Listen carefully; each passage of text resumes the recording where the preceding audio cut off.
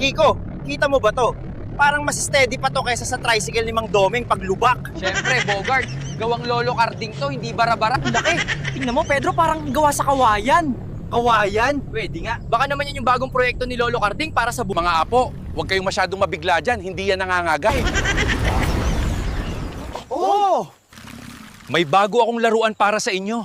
Mga apo, heto na ang bago niyong sasakyan. Kung gusto niyong mamasyal, kahit pa sa Mars. Lolo Carding, seryoso po kayo? Aray ko, Bogart, dahan-dahan naman.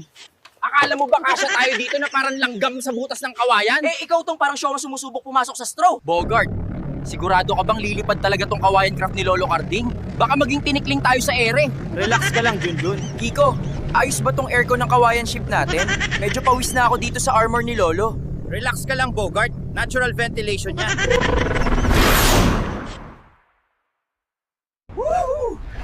Kiko, hawak ka mahigpit!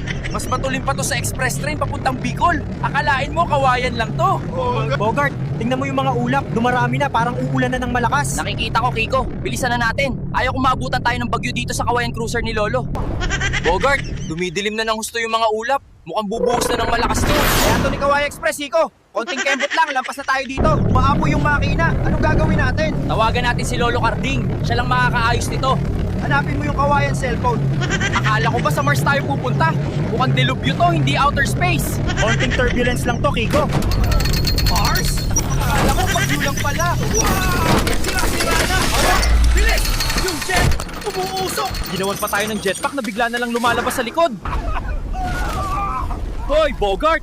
Si Lolo Carding, ang lupit pa rin talaga. Ready, 100 miles per hour, 150, 200, 300.